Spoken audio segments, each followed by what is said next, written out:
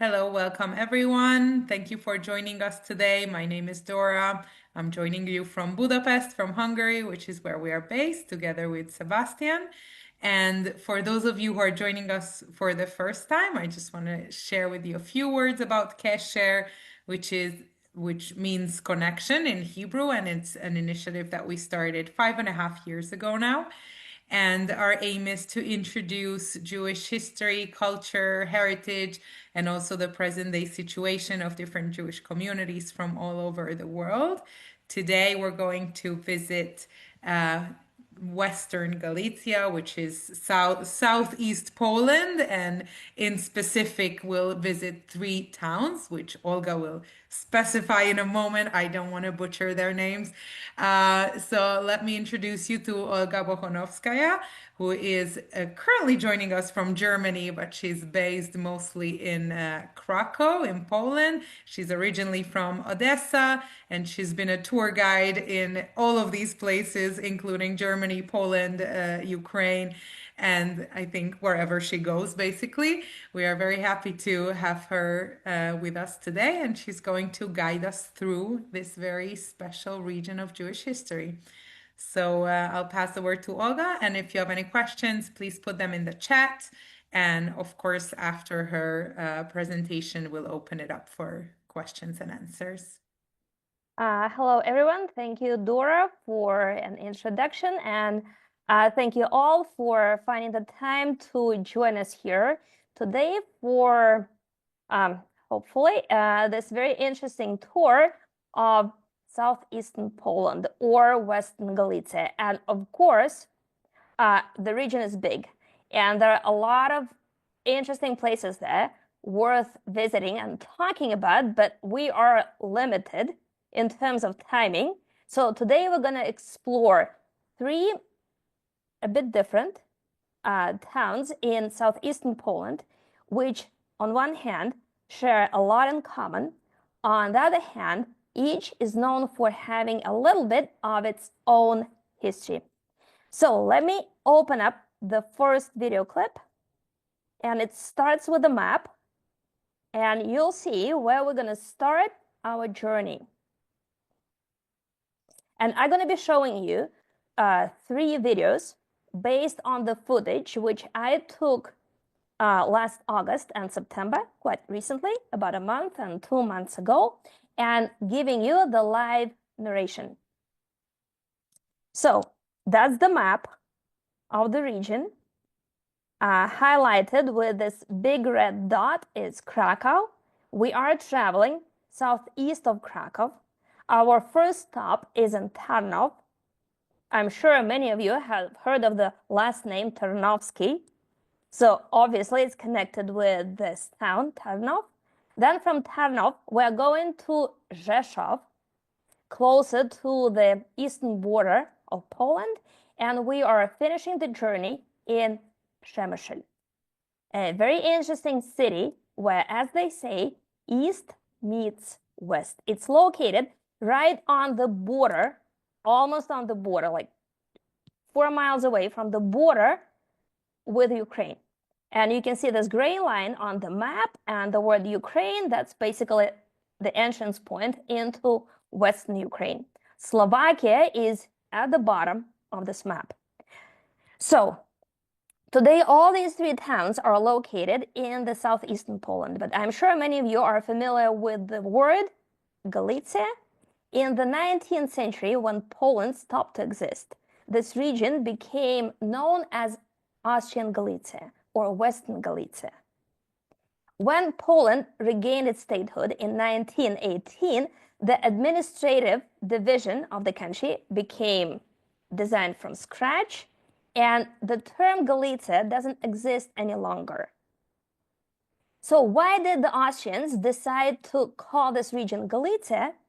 Because before it was included into the Polish kingdom in the 1300s, in the 14th century, it had been part of Kievan Rus and the Principality of Kievan Rus, which was known as Galicia Volyn. And when this region was included into the Austrian Empire in the 19th century, the Austrians called it Galicia. So let's start our journey we're hopping on the train and heading to Tarnów, which is located within 45-minute drive by car or by train from Krakow.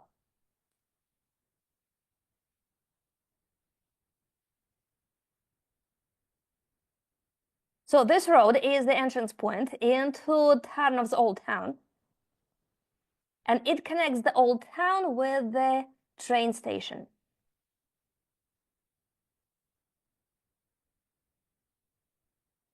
And we're starting right at the border of the old town. And here's the sign which presents the most important city's landmarks. And in the middle of the list is the word Bima and the image of Bima.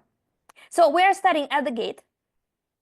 And this is the statue of the first king of Poland, who became the king in the early 14th century, and who presented a small village of Tarnów to one of his noble servants.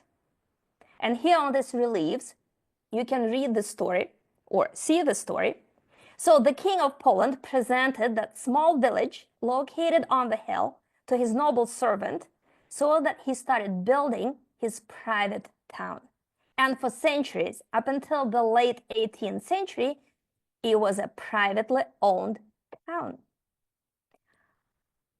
This is a small sculpture, which is typical of Tarnów. And at the front of the sculpture, you can see the six-pointed star and a crescent. No connection with the town's Jewish heritage.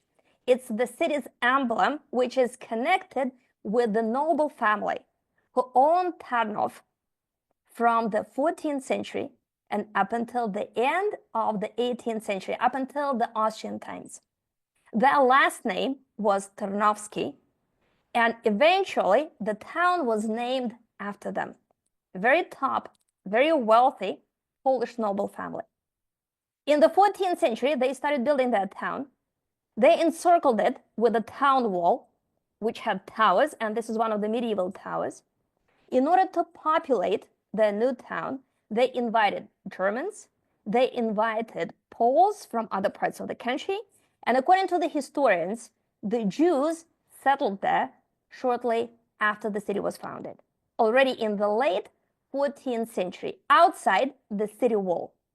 And this is a restored fragment of the medieval wall. So at first, the Jews were permitted to settle right outside the wall. And then in the 1500s, finally, the owners of the town, that wealthy noble family, permitted the Jews to move into the city and to start building their houses in a designated area which became known as Jewish Street or Ulica Żydowska. And we've entered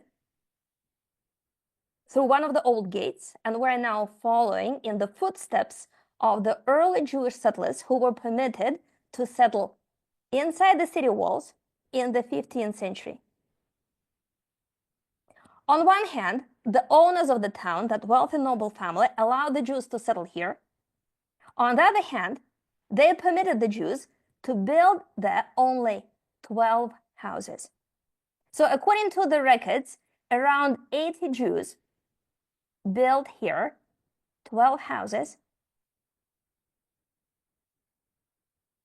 during the 16th century, and many of them lasted till our day, including this one, which is one of the oldest houses at the entrance of Żydowska or Jewish Street. And today, in order to preserve the Jewish vibe or the atmosphere of the street, on the ground floors of some of the windows of the houses, there are the grids, just to symbolize the fact that before the Second World War, most of the stores here were owned by the Jews, and most of the windows of these stores had the grids just for the safety reasons. And even that square black sign, which is above the store, which actually sells the second-hand clothing, and that was one of the most common kinds of trade of the poor Jews, so is modeled on the pre-war signs of the Jewish stores. So we are at the entrance to Ulica Żydowska, or Jewish street. In the late 15th century, the Jews were permitted to settle here. They started building their houses, and for the next almost 300 years, their presence in Tarnov was determined by the borders of the street. The number of the Jews in Tarnov kept growing, but they were allowed to have only 12 houses and only on the street. So as a result, the houses would get top floors. They would be inhabited by more and more people. By the late 1600s, the area was quite cramped with people. It was very crowded. But the limits were not canceled, only 12 houses. The Jews were merchants and moneylenders, and they reported directly to the owners of the town, who were these wealthy nobles, not to the king, not to the municipal council, to the noble family who owned the town. And we're now walking down Old Jewish Street. According to the historians, in the 16th century, the Jews were permitted to build there the first wooden synagogue, which of course didn't last till our days. Later, it was replaced with a stone building. And according to the descriptions, up until the end of the 20th century, on many of the entrance portals to these houses, there were still traces of the mezuzah placeholders. All that now is gone. I checked every entrance portal because all of them were renovated over the last decade. So finally, in the first decade of the 18th century, the fire happened in the city. A lot of Christian and the Jewish houses were destroyed. A lot of commercial property was destroyed. And this noble family who owned the town, and we continue our walk around the old Jewish quarter, that's part of it. So the noble family who owned the town permitted the Jews to buy more space in the city. So that limit of the 12 Jewish houses was finally canceled in the early 18th century. Why? Because the noble owners needed more money. And as a result, that old Jewish quarter expanded, and we're now walking towards the street, which has its historic name, and it's called the Street of Moneylenders. Because guess what? This became the second, basically, address of the town of Jews. The second street where they were permitted to build houses, and they were also moneylenders. So as a result, that old Jewish street where we started our walk, and this one, the Street of Moneylenders, made up the Jewish quarter of Tarnov in the 18th century. Because all of the limits were canceled. Why were they canceled? Because the noble owners needed money. The community started growing. And already in the late 18th century, the Jewish population of Tarnov counted about 75% of the total.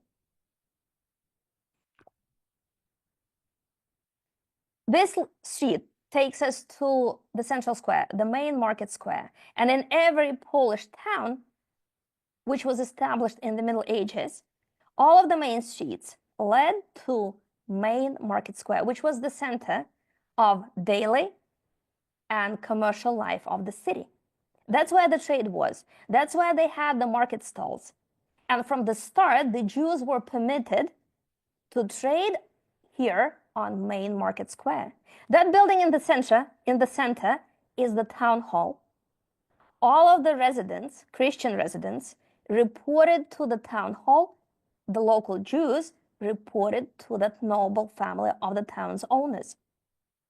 The main business for the Jews was textile trade. And from the start, Tarnov was located on two very important trading routes. The first one went west-east and connected Krakow and Lwów. And the second one went north south, from the Baltic Sea and northern Poland to Hungary. And the city profited from the trade.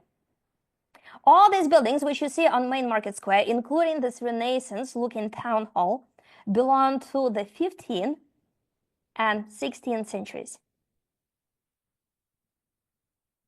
So this was the place of trade, including for the Jews. And they lived around the corner.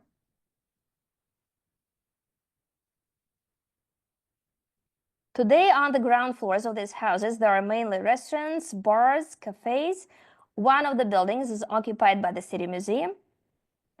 And another one, this orange one, going to be soon occupied by another museum. And we're going to talk about this museum closer to the end of our tour of Tarnów. So that's Jewish Street from the other side. Another sign which points us in the direction of Jewish cemetery, Bima, which we're going to see in a second. The final view on the Main Market Square.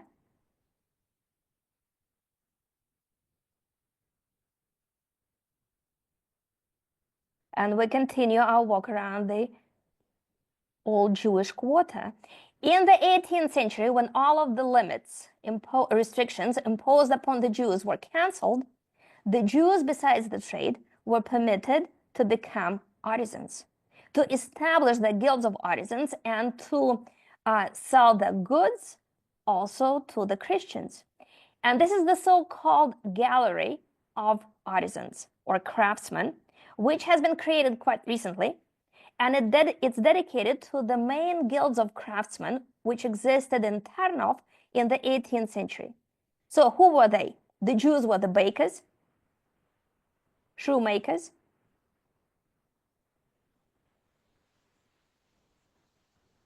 blacksmith. That's recent. Just to emphasize the fact that the Jews were the craftsmen. Clockmakers,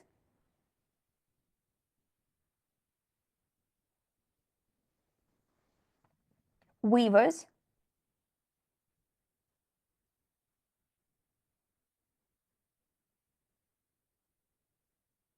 tailors. The gallery of craftsmen.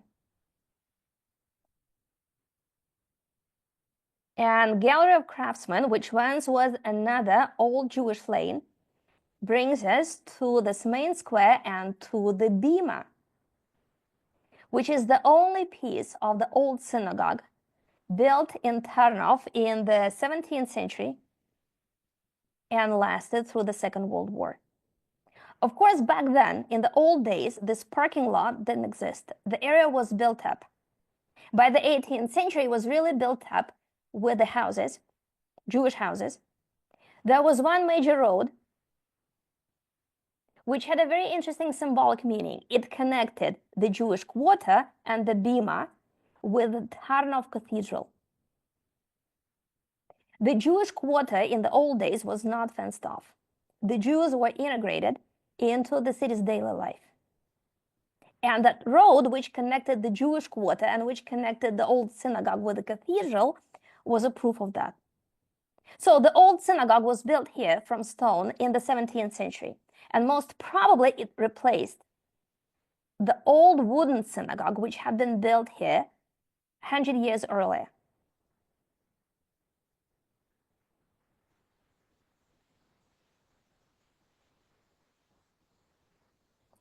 The building was damaged by the Nazis. It was not completely leveled. The interiors were destroyed, but not that Bima. The ruined building was standing here after the war, but then the remains were just removed, with the exception of the Bima. And today this is part of the complex which is dedicated to Tarnów's Jewish heritage. But we're still in the old days, in the 18th century, when the Jews entered the front yard of the synagogue through this entrance gate.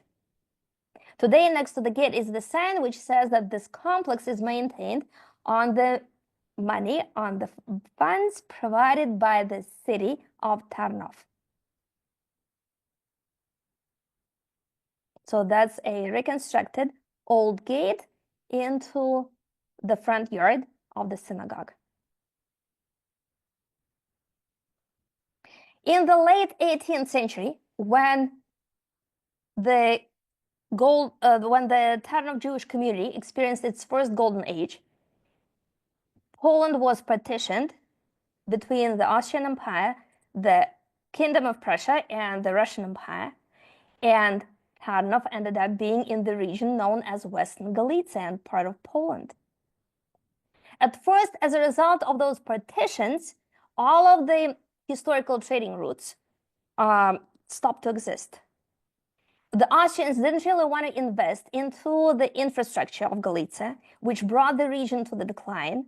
But then in the second half of the 19th century, they finally started investing into the region. The town started growing outside the medieval borders. The medieval wall, which was here, was demolished, and they started building this boulevard, which replaced the old moat.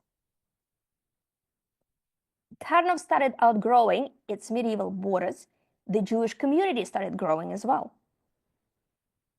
In 1860s, the Tarnov Jews received equal rights, and that happened to the Jews everywhere in Galicia. They became equal citizens of the Austrian Empire and of this region called Galicia. And that led to the second golden age of the community. And the Jews started moving out of that medieval quarter into the new part of the town. And that new part of the town became basically dominated by the Jews. Here in this building was a prayer house.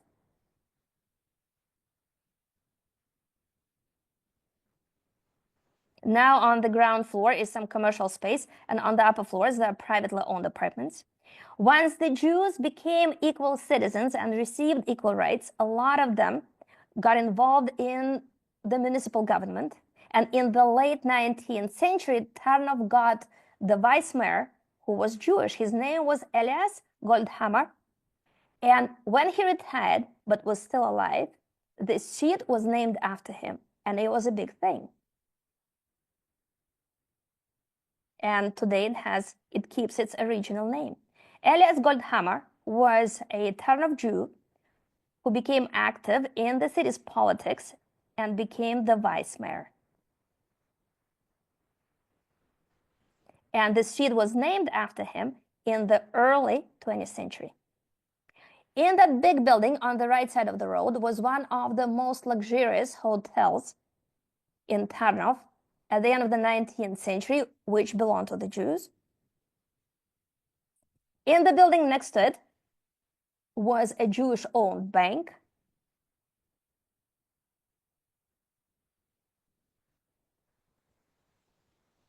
And we're now going to look at the houses across the road on the other side of the road. And one of them had a Jewish-owned restaurant. And quite recently, the architects during the restoration works discovered the traces of some of the dishes from the restaurant's menu, which were written on the wall of the building in Polish and in Yiddish. In Polish, tea, milk, and more, and the same is written in Yiddish. Over here was a Jewish-owned restaurant. So the second golden age of the Tarnov Jews was in the fourth quarter of the 19th century. The Jews were active in the municipal government. They were owners of the hotels and restaurants. They owned some of the biggest sawmills, factories. That was the time of industrialization in Galicia. And the Jews were active in industrialization and in financing that. And a real testament to that second golden age was the new synagogue, which was built also in this quarter, which became known as the New Synagogue, although officially it was named after the Austrian Emperor, Franz Joseph, and inaugurated on his birthday. Of course, it didn't last through the Second World War. But we're going to see the place where it was built and the old photographs.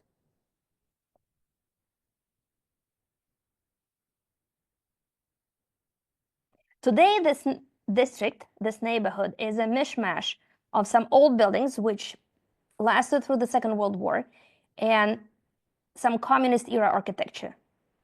Apartment blocks which were built right after the war. So the synagogue, the New Synagogue, was built over there on the left side of the road. That's how it looked. It was designed in the Moorish style, which was quite popular in Europe in the late 19th century.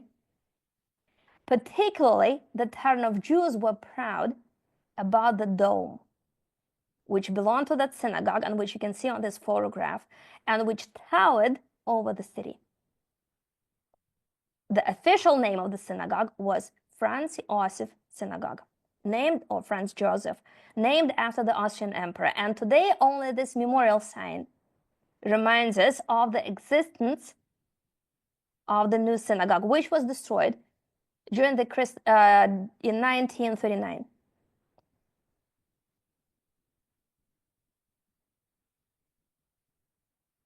So the synagogue was destroyed by the Nazis, but another building, which was built around the same time, in the same Moorish style, lasted till our day, and we've reached the new mikvah. This huge building, that's how it looked in the first decade of the 20th century, was built as the new mikvah, with the cold water pools, hot water pools, spacious dressing rooms, spatial rooms to socialize. It was an active mikvah up until the Nazi occupation in the Second World War.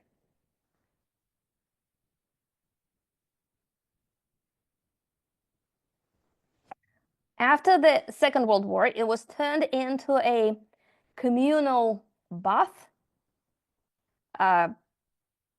Today, it's occupied by small businesses.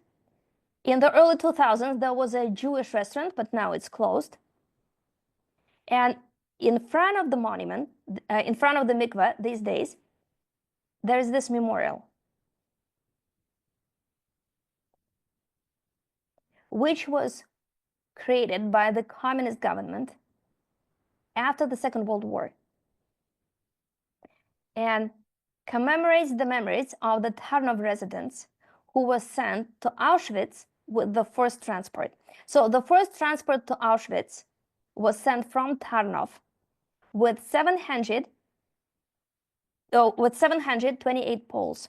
And before they were sent to Tarnov, people were brought to this building, and they were mainly Polish non-Jews, Jewish intellectuals who were in opposition, who were arrested, being in opposition to the Nazi regime right at the start of the occupation. Among them were about 50 Jews. One of them, for example, was a teacher of the local Jewish school. They were kept in the mikveh building for a few days, and then from here they were deported to Auschwitz. That was the first transport to Auschwitz. During the communist days, that memorial was placed there. And recently, the memorial was expanded with this banner, 14th of July 1940. 728 people.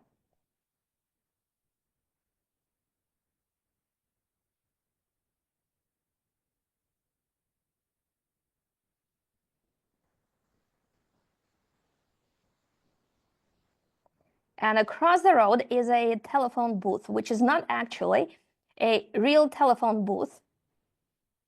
It's another piece of the memorial, the first transport to Auschwitz, the full list of all of the names. About 200 of those people returned. None of them was a Jew. And then if you dial a certain combination of that phone, you get to hear more about Tarnov's occupation and about the events which preceded that transport, how people were arrested, and how they were sent from Tarnów to Auschwitz.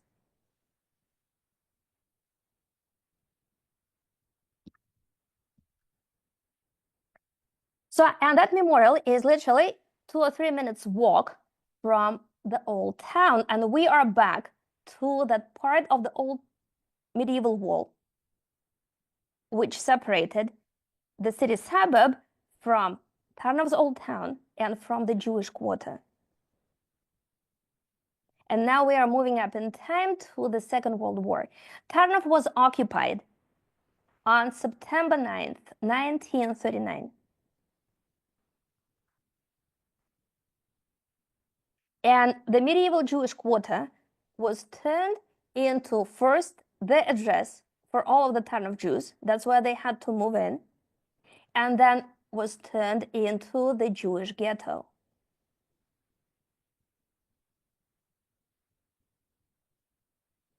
So the city was occupied on September 9, 1939.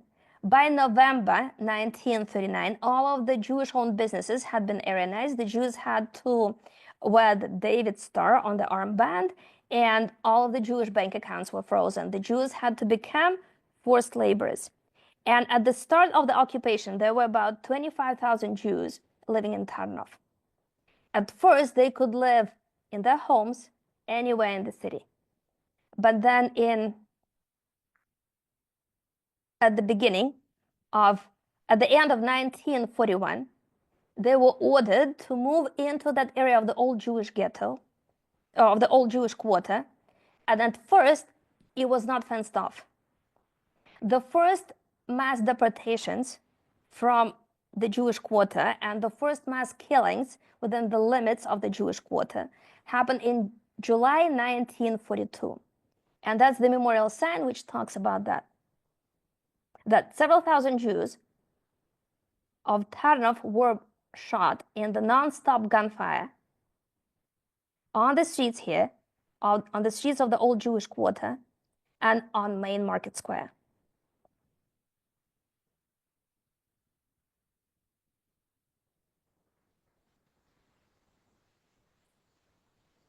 Several thousands more were shot in the city suburbs and on the Jewish cemetery, at the Jewish cemetery.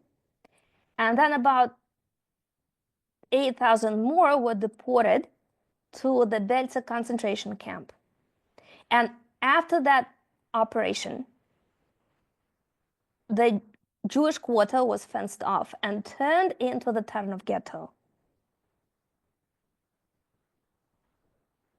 which existed until March 1943, the same time as the Krakow ghetto.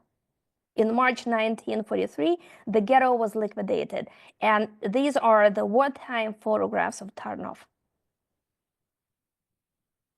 So if to talk about the numbers, at the start of the war, there were about 25,000 Jews living in Tarnów. A few fled eastwards, escaping the Nazis. But then the Jewish quarter was established for the 40,000 Jews of Tarnów, the suburbs, and the neighboring villages. During that first operation, about half of the ghetto residents were either deported or murdered on the streets here. The remaining 20,000 continued staying here, being the ghetto's prisoners, working as forced laborers. One of the factories which was here was the Hugo Boss factory. It also existed in Krakow, in the Krakow ghetto. During the ghetto's liquidation, a few thousand were sent to the Plaszów camp in Krakow. Mostly, the Jews were deported to Galicia camp and Auschwitz.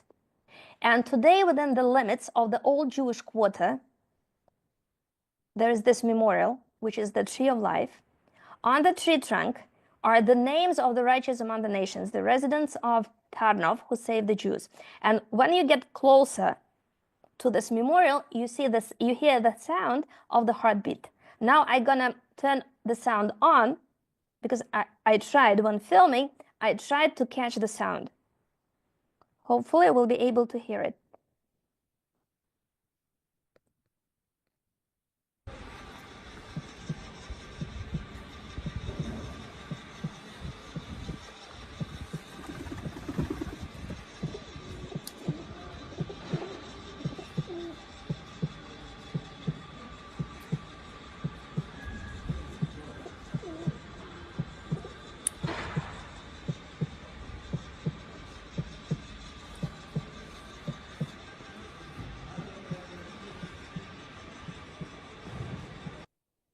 And that's how the memorial looks by night.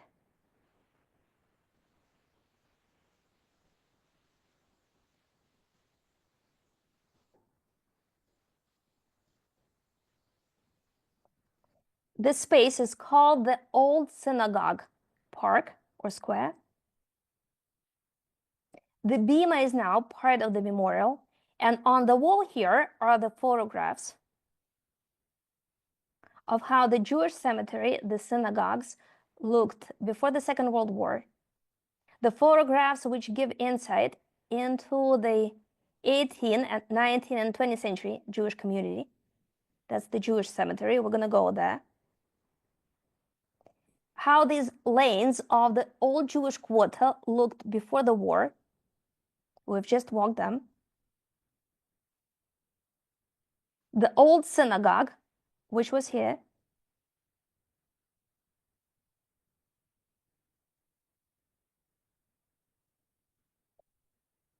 The Jewish residents of Tarnov, the merchants and moneylenders.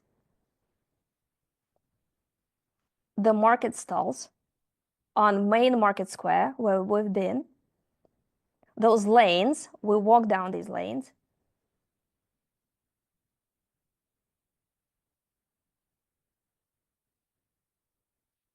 So in the 18th century, about 75% of the Tarnov's residents were the Jews. In the late 19th, early 20th century, the Jewish population counted about 40%.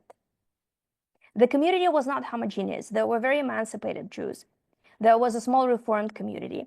There were the Hasidic groups, which was separate. The majority of the Jews were liberal Orthodox. The Zionist movement was quite big in the early 20th century, and in the late 19th century, in fact, the first Jewish settlement in Palestine was founded with the support of the Jews from Galicia and with an active participation of the Tarnov Jews. The new synagogue with a dome, and that's the dome.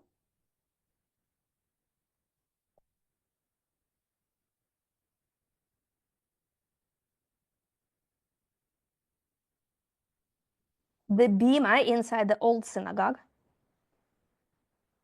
The interiors were destroyed by the Nazis. That's how the old synagogue looked in 1930s, right before the war. That's how it looked when it was destroyed by the Nazis. So the bima was there and the walls were there. It's just that the building became a ruin. And that's the new synagogue. The interiors also were destroyed by the Nazis, and the remaining parts of the buildings were removed by the communist government. And today, nowadays, every year, in summer, in June, a special festival called the Festival of the Galicia Jews, or Galicia Jewish Memory, is held here. And the bima and the stage around the bima is the core area of the festival days. And preserving this Jewish memory became possible thanks to a Tarnov resident, non-Jew, Adam Bartosz, who is a historian, an ethnographist, who wanted to preserve the cultural diversity, the cultural heritage, including the Jewish heritage, the Roma heritage of Tarnov. So in 1990s, he was the main driving force behind founding the committee within the municipal government to start raising money and to start preserving the Jewish heritage. He opened this Jewish Heritage Center. They cleaned up the streets. They got involved in the preservation works on the Tarnov's Jewish cemetery.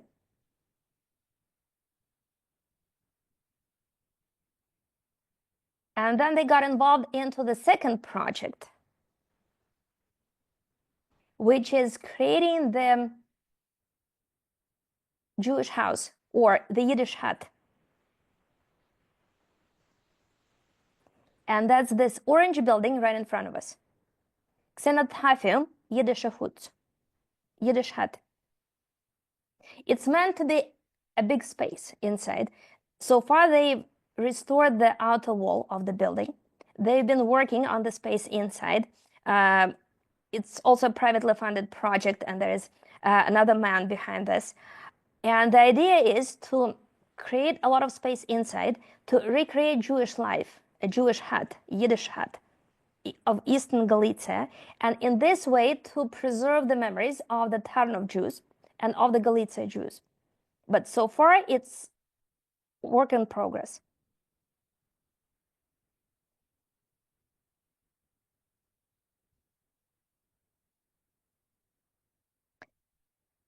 And way outside the old town is this Jewish cemetery, which was founded in the 16th century, which has about over 6,000 tombstones.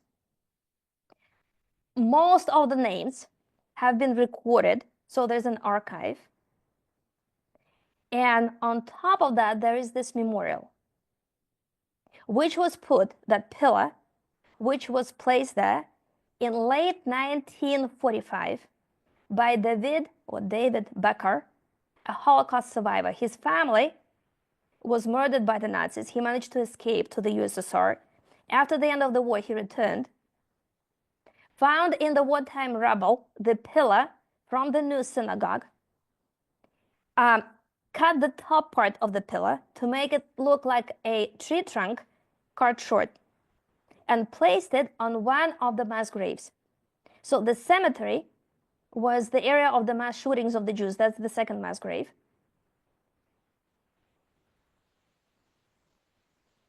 And over there is the third one.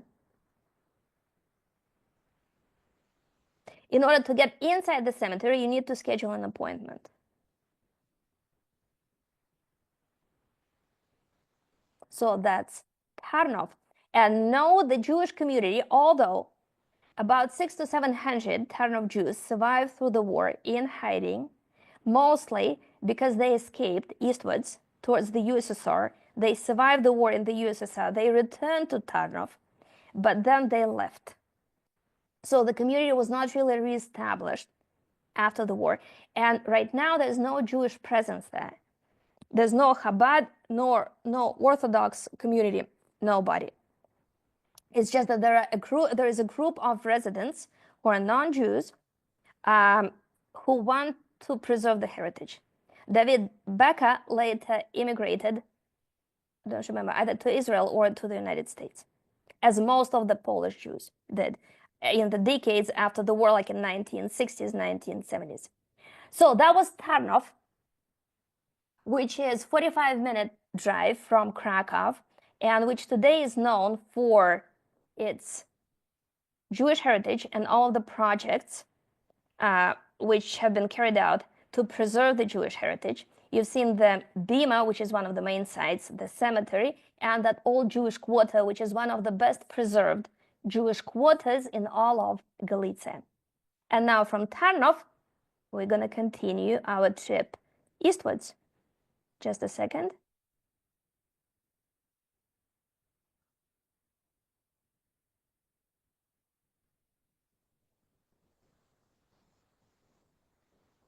And our next destination is Rzeszów. R is not pronounced. So Tarnów is about 45 minutes from Krakow, and then we're going to spend about 45 minutes more on the train heading eastwards towards the Ukrainian border and Polish border to Rzeszów. Rzeszów today has the population of about 200,000 people, so it's a rather large city and a quite important city, an industrial city in eastern Poland. But in the 19th century, it was part of Western Galicia, part of Austrian Empire. And in the 19th century, when it became part of Austrian Empire, it became called the Galician Jerusalem. So we are now in Galician Jerusalem. In the area, a bit outside the old town, where the early Jewish settlers were permitted to establish their presence by the town's owners, because it was also a privately owned town owned by a noble Polish family. And at first, those Polish owners, that noble family, didn't really want a lot of Jews to settle in that town. They permitted just a couple of dozens of them to settle here outside the city's limits. Today, it's part of historic Rzeszów, known as the New Town, and a big market square.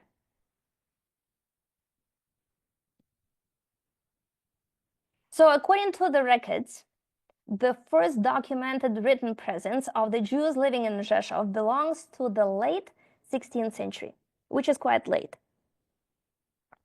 Some 100 years later, there were about 100 Jews living in Rzeszów, and they were permitted by the town's owners to build a stone synagogue.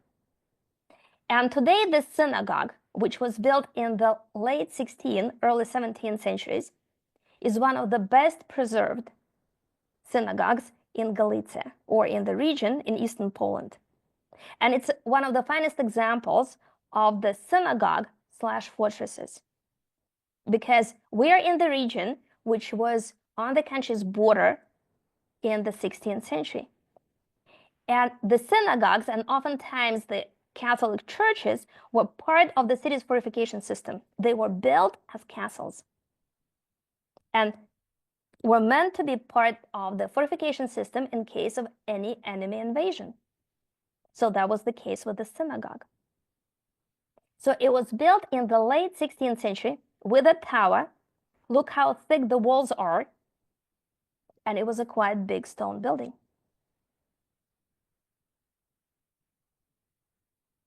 Today, it's a city archive.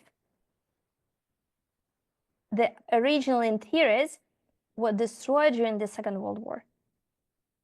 But otherwise, it's a well-preserved building which was restored after the war.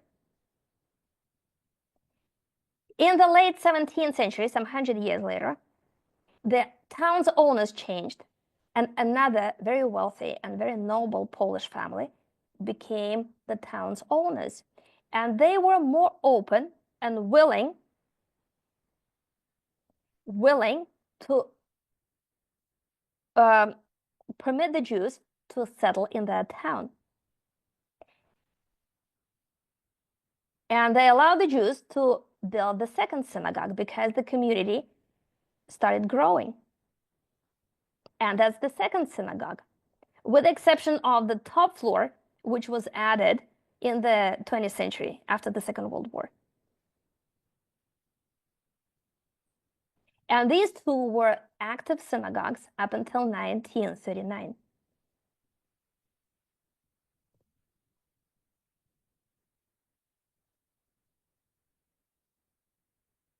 So here's the sign which says that this is the new synagogue, which was built in the 17th century, which was damaged by the Nazis during the Second World War, reconstructed in 1965.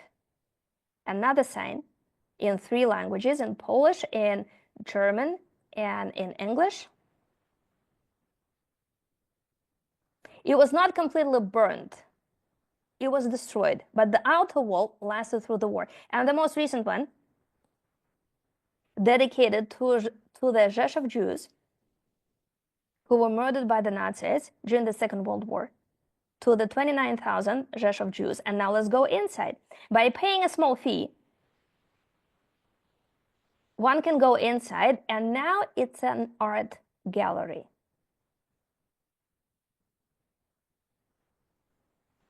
Brody Barber is now in Ukraine. Yes, and it was a very wealthy merchant town. And a lot of Brodsky Jews moved to Odessa.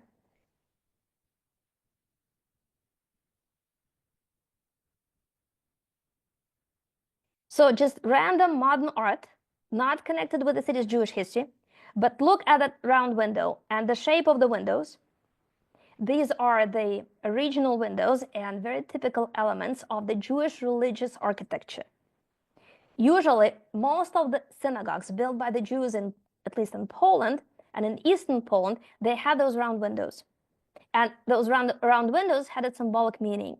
People who would gather in through their prayers and studies would attempt to get closer to God, and God was watching towards them through that round window. At least that's how it's explained in the Jewish records here. And the ground level of the synagogue, which is also an art gallery. And there's only one painting there connected with the city's Jewish history, and it's this one, and it's called The Jewish Question.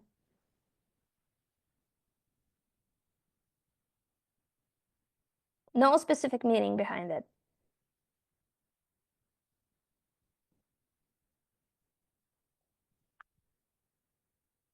So, and of course, this neighborhood for centuries was the center of Jewish life of Rzeszów, with the two synagogues.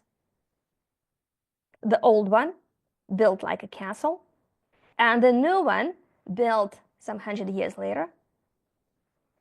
Then, at some point later, the old synagogue was connected with the Rebbe's house. This was the Rebbe's house.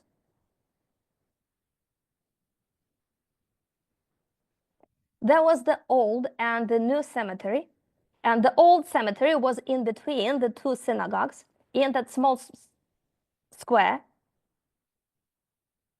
Here's the photograph, the old synagogue, the new synagogue, and the fenced-off cemetery in between them. The grids on the window are to preserve the memory. The old grids of the Jewish windows before the Second World War. So the old cemetery was right here, in that space where you see that she is between the synagogues.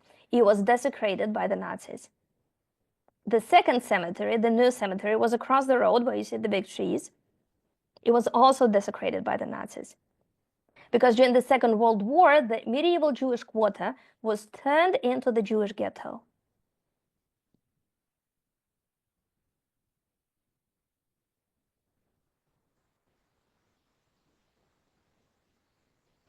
And this is the memorial stone, which commemorates the memories of the Rzeszów Jews murdered by the Nazis.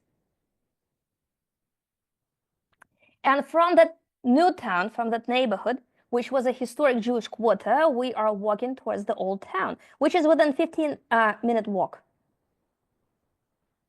In the late 18th century, the Jews got equal rights and were permitted to leave the Jewish quarter and to start buying property elsewhere in the old town. And those who were wealthier and more emancipated started moving out, buying property on this main town square. And as a result, some 100 years later, in the turn of the 20th century Rzeszów, the saying was that the only non-Jewish resident on this main market square was, let me a bit rewind, just a second, was Tadeusz Kościuszko, that's a monument to him, the Polish national hero. Everything else on this main market square belonged to the Jews in the turn of the 20th century. According to the records, 99% of the retail stores in the city belonged to the Jews. The Jews consisted about 50% of the local population. There were 36 Jewish merchants and 6 Christian. And there was a lot of Jewish property. For example, that fancy building, 4-story house right next to the city hall, was a Jewish-owned hotel with a big ballroom, which was frequented by more emancipated Jews. Over here on Main Market Square, right there, the Jews built the new community building. That building to the left and the building to the right with the sign Alco was a Jewish-owned liquor store. And the main businesses here for the Jews in Rzeszów were wine trade, textile trade, and cloth trade. This house belonged to the family of Fred Zimmerman. Later, he became a quite known filmmaker and an Oscar nominee. He was born and grew up here in the pre-war decades. This was the house occupied by a Jewish-owned bank, and the building was designed by the Jewish architect. So Rzeszów, throughout the 19th and early 20th century, became nicknamed the Galician Jerusalem for the Jewish presence in the city. And then Rzeszów was occupied by the Nazis.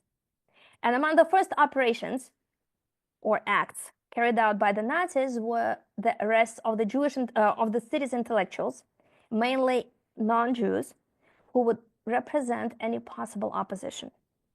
They were put to different prisons. Later, they were sent to the concentration camps. They were kept in the city prison. Many of them were shot.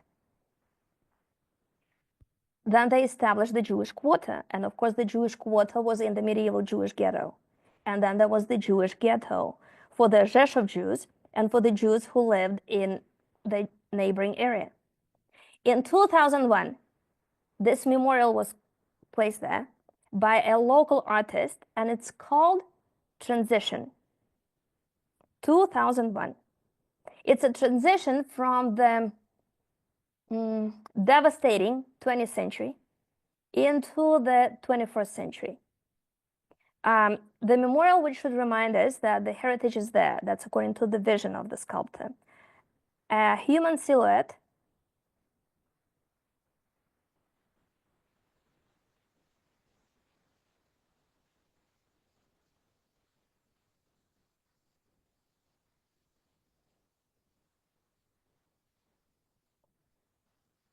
and on the surrounding green area, there are stones. Transition 2001. Stones with the names of the Rzeszów intellectuals, non-Jews, who were arrested by the Nazis and sent to concentration camps. And the Nazis did it pretty much in every Polish city, town, or a village to eliminate any possible opposition from the start. So that's the space of the memorial. And quite interestingly, it's located on that hill in the area which is the connection between the old Jewish quarter and the old town. So to commemorate also the memories of the Jews on one hand, and the memories of non-Jewish residents of Tarnów who tried to protect the Jews. And this is the stone to Michał Stasiuk and the Rzeszów Jews. Michał Stasiuk was a non-Jew who, together with his wife and his son, tried protecting or hiding the Jews in the Rzeszów bunker. That's his wife. His photo doesn't exist. That's his wife. She survived the war. That's their son, who was arrested by the Nazis, but managed to get out. The father was killed by the Nazis for hiding and protecting the Jews.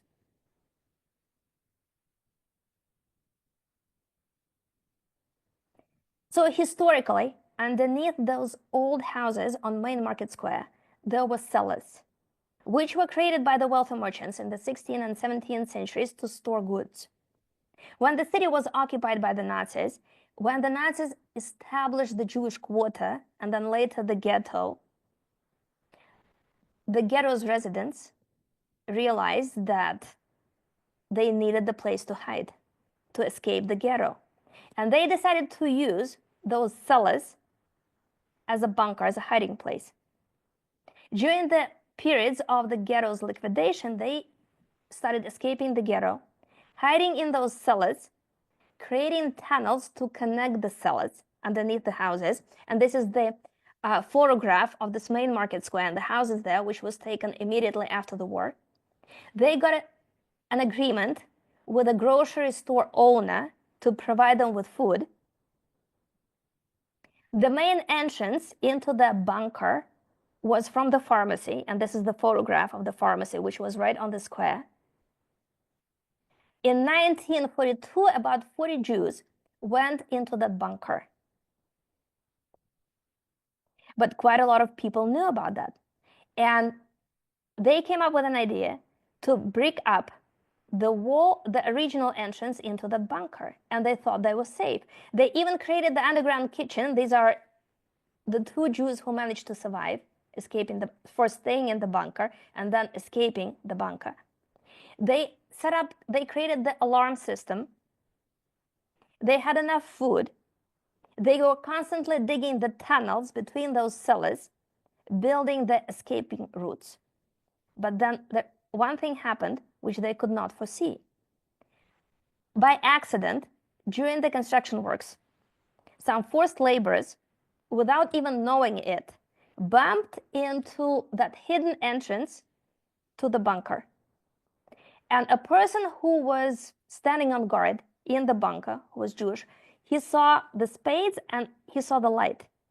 And he thought that these were the Gestapo, the Nazis, who would discover that entrance. And he ran to the rest, saying that they were in trouble, that they had to leave. And those 40 Jews who were staying there, thinking that these were the Gestapo people, literally started running out of the bunker, looking for a place to hide. Some went to the places of people who they knew and who they trusted. And eventually all of them were discovered, with the exception of 5 people. And these were the 2 out of 5 who managed to survive. So the ghetto was in that medieval Jewish quarter. It had 3 entrances, and one of the entrance gates was here, right here. Of course, nothing lasted till our day.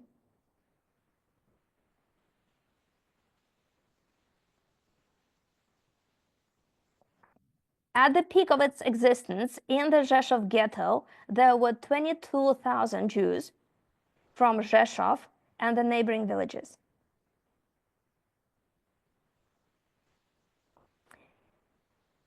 This garage and parking area was the area of the roll call for the ghetto's residents.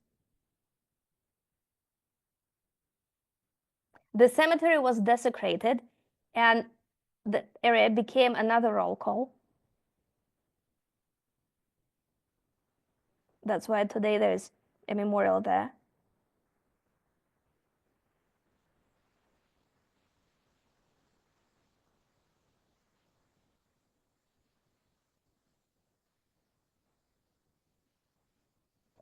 This medieval Jewish quarter, including the 2 synagogues, were inside the ghetto, and quite a lot of ghetto residents were placed. They had to live inside the synagogues. Of course, the synagogues were closed for prayers. After the war, a memorial was placed there by the communist government to the ghetto victims. And today, next to that square, there is a poster with a map of the ghetto. The square is called the Ghetto's Victim Square. On one of the synagogues is the sign with a story about a Jewish philanthropist and a businessman from Krakow, who originally was born in Rzeszów, who ended up being in the Rzeszów ghetto. Since he was involved into opening the Jewish orphanage in Krakow and in Rzeszów, he continued taking care of the kids in the ghetto and insisted on being deported together with the kids and the orphanage's teachers to the concentration camp.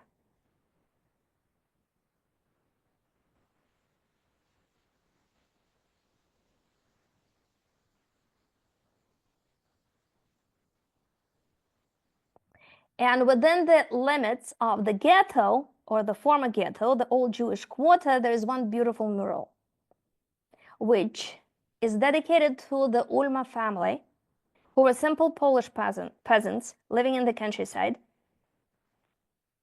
And they decided in 1941 to hide in the cellar of the small wooden hut 8 Jews, 2 Jewish families. The Ulma family had 4 kids, and the woman was pregnant. And at the end of 1942, that was discovered, that they were hiding the kids. And the whole family, together with the Jews who they were hiding, were shot. They were, at the end of in 1990s, they were recognized as righteous among the nations. Their house was turned into the Ulma Family Museum, which is also dedicated to the Poles of this part of Galicia, eastern Poland, southeastern Poland, who was saving the Jews. And the whole family has been recently beatified by the Catholic Church. So the Ulma family. And that was Rzeszów. The community, although about 500 to 700 Rzeszów Jews, including one of the rabbis, who was the rabbi before the war, survived the war, the community was not really reestablished after the war. A few Jews returned, about 100 Jews returned. They tried reestablishing their presence in the after-war Rzeszów, but because of the general anti-Semitism and then later on communist areas, they left. Those Jews who preferred to immigrate, they immigrated mainly to the States and to Israel. Those who didn't want to leave Poland moved to bigger.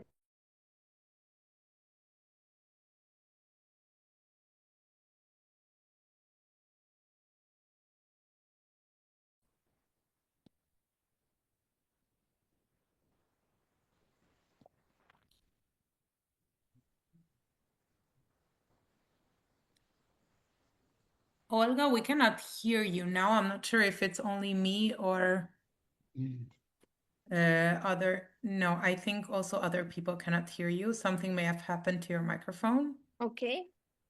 Now Can it's you good. hear me now? Yes. Can you hear me now? Yes, now we can. I think by chance, by accident, I just pressed on the button which I was not supposed to press. Sorry for that. So let's continue. I know that we are almost on top of the hour, past the hour. We're going to be quick. So we are heading to the border between Ukraine and Poland to Przemysl, which is a very interesting town. And unlike the other two places which we've just visited, it was not a private town. It was a royal town. The place where East meets West. The place with the oldest in Poland Jewish record, dating back to 1030. The place which served as the borderline between the Soviet-occupied Poland and the Nazi-occupied Poland. So, let's head there.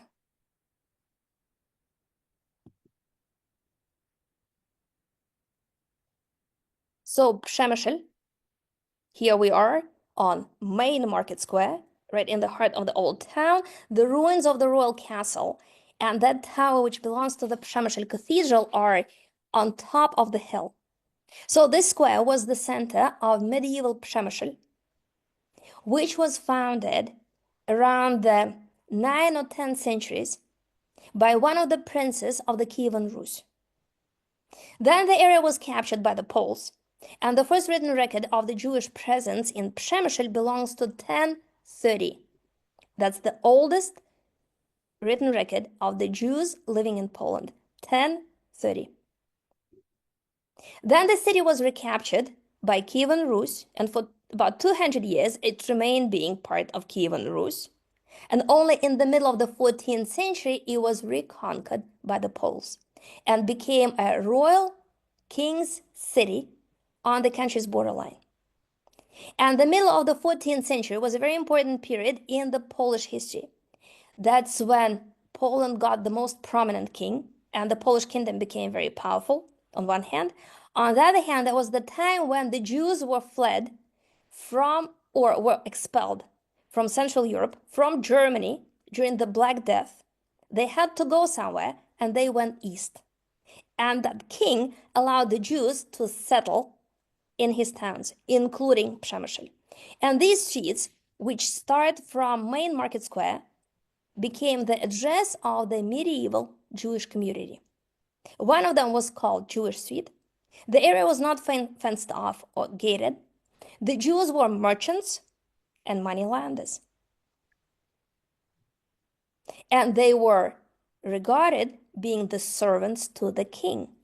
And on the border of the medieval town, closer to the river, down the street, they built the first wooden synagogue, which was in the 16th century replaced with a stone building. Also, another example of the fortress synagogue. but this one didn't last till our days. A big stone building, which was meant to be part of the city's fortification system in case of any enemy invasion. It was destroyed by the Nazis.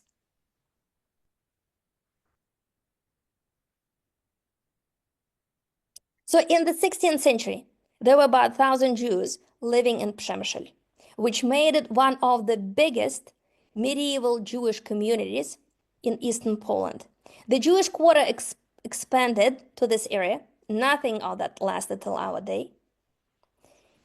The Jewish presence continued to grow in the 18th century under the Austrian times. And that's when Przemyśl also grew and expanded onto the other bank of the river. And here on this 19th century image, you can see the imposing building, the brick building of the old synagogue. Behind it is the river. On the right side is the bridge built by the Austrians in the late 19th century. And Przemyśl continues on the other bank of the river. And as the city continued its growth, so did the Jewish community. And in the 19th century, there was the Jewish presence on each bank of the river, in each part of the city. There were 8 synagogues. Only 2 synagogue buildings lasted till our day. This is one of them. It's privately owned building now. And it's more of a ruin, unfortunately.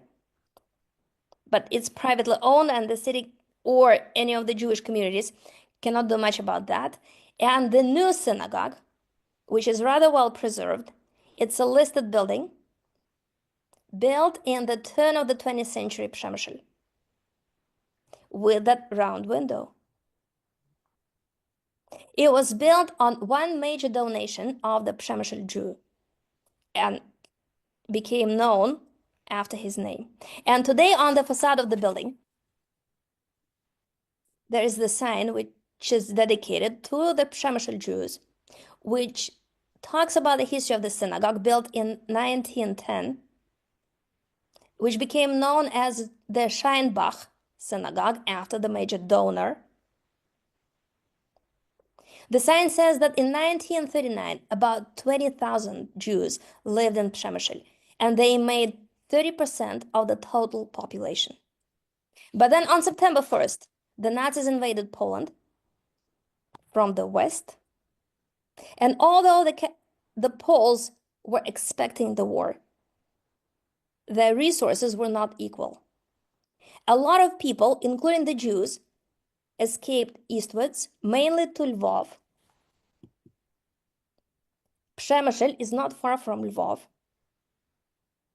But 17 days later, on September 17, the USSR invaded eastern Poland, and those red arrows mark the Soviet invasion. And the border between the Nazi-occupied Poland and the Soviet-occupied Poland partially was in Przemyśl. And the San River, this river, was the border. The river is not deep. You can actually walk across this river by foot. And that's what a lot of Jews did, trying to escape the Nazis and fleeing to the right bank, which was the Soviet territory. The river goes towards the hills, the Carpathian hills of the Carpathian Mountains. Quite a lot of Jews trying to hide there.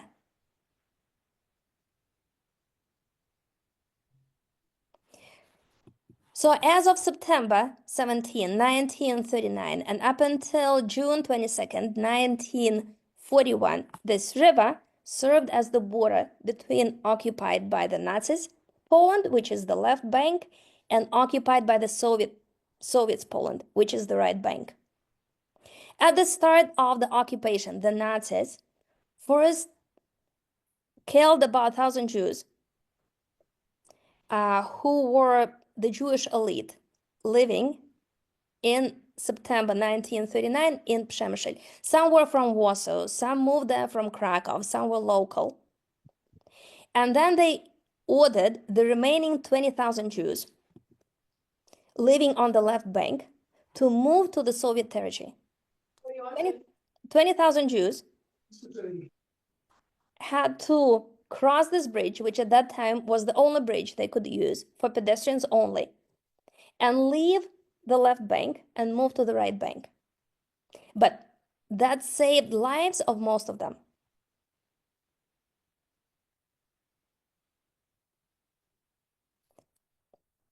So once they reached the Soviet zone, later, about half of them were placed on the trains and sent further into the country, mainly to Siberia and Central Asia, and that's the Soviet bank, the Soviet territory. About half stayed there. And that's the entrance into the, let's say, for simplicity, the former Soviet part of Przemyśl.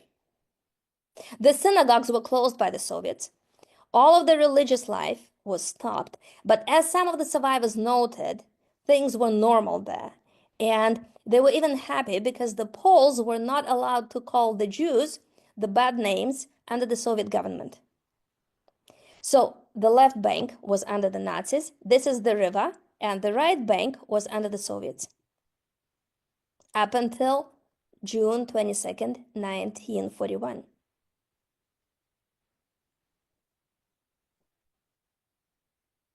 And then the Nazi Germany crossed the river here and invaded the USSR. Some of the Jews tried to escape eastwards, but the Nazi movie was moving up too fast. So again, that's the 19th century image with the two banks of the river. So as of June 22nd, 1945, all of Przemyśl became occupied by the Nazis. And a few months later, the Nazis established the ghetto for the Jews who had been living in the Soviet territory. The ghetto was separated from the rest of the city by this bridge, by this railroad, and the main connection was that Austrian bridge, which at that time was for rails, for the trains, for the transport, and the main access into the ghetto. The entrance gate was here.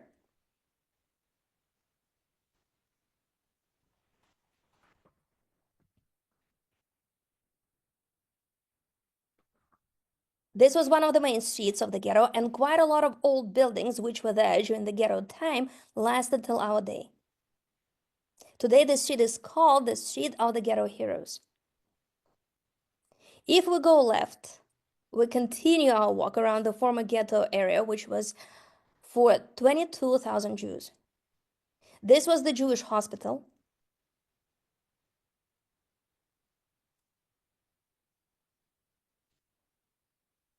The villa of the commander of the ghetto was here. It didn't last till our day, but it looked similar to this white stone house, one-story building.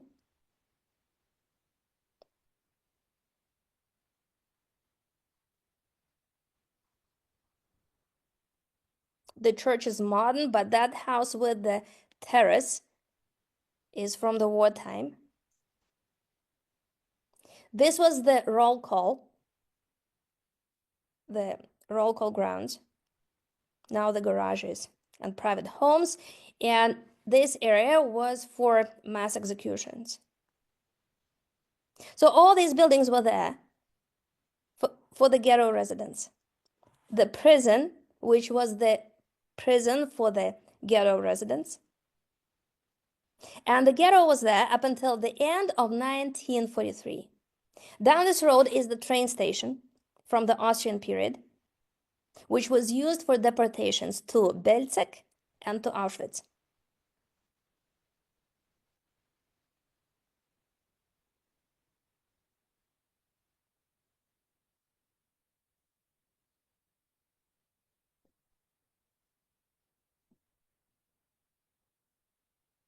So all these buildings were part of the Przemyśl ghetto.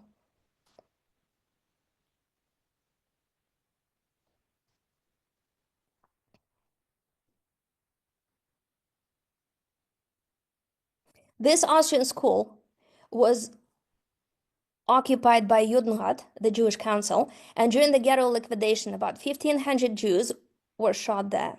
And today, on the wall of the building, there's this memorial sign dedicated to Michal Kruk, who, for organizing the escape of a group of Jews from the ghetto, was murdered by the Nazis. And the sign commemorates the memories of those Jews who were in the ghetto. And there's another interesting and very little known story connected with the Krakow ghetto. So these two German Nazi officers were a military commander of Plaszow, or of Przemysl, and his deputy. And during the liquidation stage of the ghetto, they blocked this bridge, which was the main bridge into the ghetto, and evacuated 100 Jews with their families who were forced laborers for Wehrmacht, for the Nazi army, in Przemysl, placing them out of the ghetto into the military barracks, which they guarded, thus saving their lives. So after that, they were placed under the investigation, expelled from the Nazi party. One of them was sent to Caucasus, to the battlefields there. Both were captured by the Soviets. One ended in the Soviet prison after the war. The second one lived in Western Germany. After the war, they were recognized as righteous among the nations after their deaths. And another interesting story connected with Przemysl is connected with this girl. Her name is Renia Spiegel. She was born in 1924. She had a sister, both parents. At the age of 16, she started writing a diary. In 1939, right before the start of the war, she was sent to Przemysl to stay with her grandparents. Her sister was one of the most known child actors in Poland, performing in Warsaw, and her mom went with her to Warsaw. So when the war started, she was with her grandparents in Przemysl. They ended up moving to the Soviet territory. She started this diary days before the war. She continued writing it during the war, and actually from this diary we know how life was for the Jews in the Soviet area zone, and then in the Nazi ghetto, and then she was sent to the ghetto in 1941.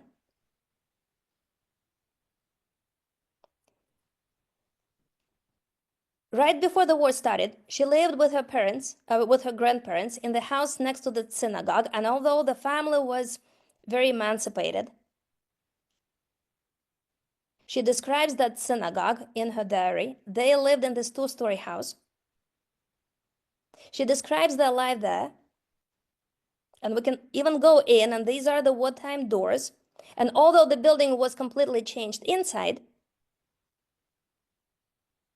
that staircase is old.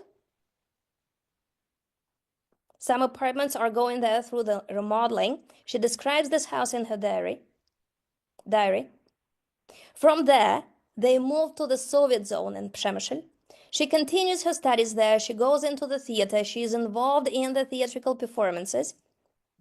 And then the Soviet zone is occupied by the Nazis, and they're sent in the ghetto. But from ghetto, they escape. They hide in the Jewish cemetery, which lasted till our day.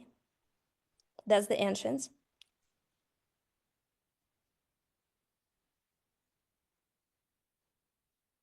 From the cemetery, and they hide there in an old warehouse. From the cemetery, they move to an attic where they are discovered.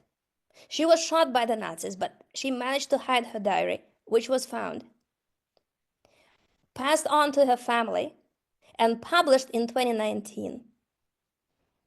This is the memorial on the Jewish cemetery to the Jews, the Jewish intellectuals who were executed by the Nazis in September 1939, right at the beginning of the war.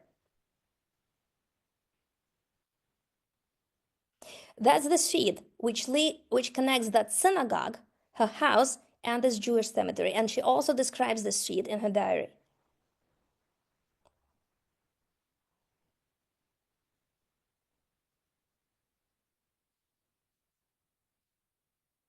And today on this sheet, there's this mural, which is dedicated to the Jewish heritage of Przemyśl. The community at first was re-established there. There were about 360 Jews who formed a cultural Jewish community center in communist Poland. But because of the anti-Semitism and communist policy, they moved out. Renia's diary was discovered, given by the boy who she fell in love with in the ghetto and who survived the war, to her sister. And in 2019, it was published in the States by her niece. So Renia Spiegel and her diary. And this is the end of our walk. Thank you so much, Olga. Thank you for this beautiful presentation. It was so wonderful to walk through with you these three towns and these very meaningful places. So I'll stop the sharing, right? Did you finish? Okay. Yeah, I finished. So thank you also everyone for being here today with us. We really appreciate your presence, and we also want to let you know that with your contributions to Kesher, you're also donating to the Together Plan, which is an amazing charity, and they do so much to preserve Jewish heritage, mostly in Belarus, but also in other parts of Eastern Europe and the former Soviet Union as well. So thank you also for that. And now I'm going to read some comments. There were many comments, people sharing about their families. Thank you also for that. I won't read all of those out, but thank you for writing them and sharing them with us. And if anyone's interested, you can find each other on the Zoom. There's one comment slash question that I'll read out. So Bonnie says that her grandmother was a proud Galicianer from Przemyśl and claiming to be a descendant of the Rebbe Meir of Przemyśl. And her stepfather was named Charnov, and is that a name related to Tarnov? I cannot really say that. Maybe Charnov, maybe there was another village which was called Charnov, because usually when the Jews were requested to take last names, they either connected their last names to the places where they lived, be it a village, a town, or to their trade. Maybe there was a settlement, a village called Charnov. Okay, great. Thank you. In Tarnov, you mentioned the Hugo Boss factory, and Yes. so is that the same Hugo Boss Yes, factory that's that the same everyone Hugo knows? Boss. Hugo Boss had a presence in Krakow, in the Krakow ghetto, and the factory was managed by Julius Madrich, an Austrian who actually helped and saved a lot of Jews and his Jewish forced laborers. And he tried using or choosing the whole families and finding the jobs even for the kids. And in the Schindler's List, if you remember the film, he is that man in a white suit. And the same Hugo Boss factory had a presence in Tarnov. And before the Tarnov's ghetto was liquidated, he sent the Hugo Boss Jewish forced laborers to Krakow's camp in Plaszów, and later they were added to the Schindler's Jews, and basically the Schindler took them out. Thank you very much. Is Chabad in any of these cities No. or in general in the region? Chabad is in Krakow, but since there's no Jewish life or no Jewish presence in any of these towns, I mean, there's no Chabad there. Thank you. Where did the earliest Jewish residents come from? From Germany. In the middle of the 14th century, during the Black Death, the Jews were expelled from Central Europe, and they went eastwards. That was the only way where they could go. And the King of Poland encouraged them to settle in Poland, and that's how the Jewish presence was established, with the exception of Przemyśl, which was on that trading route, and according to the records, the Jews had been there earlier as merchants. Thank you. Many people mentioned other towns and villages in Galicia, that their families from Lutsk and Brody and Lesko.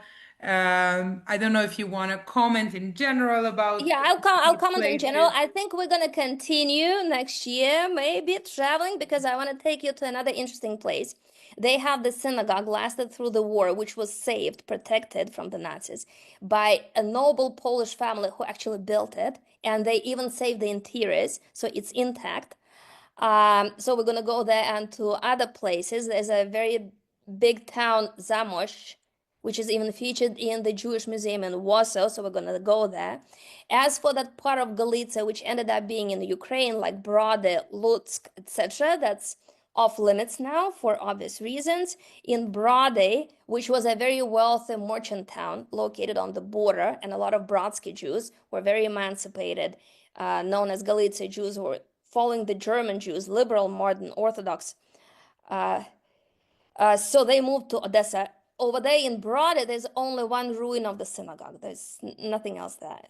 So, but we're gonna, I think, continue exploring Polish Galicia. There are a lot of places to see there. Wonderful. Thank you. And many people are commenting that it was very interesting and very great presentation. So I'm sure we'll continue following you on these further explorations. And I'll read out the last question that now I see on the chat. How would you research Jewish roots in Galician towns?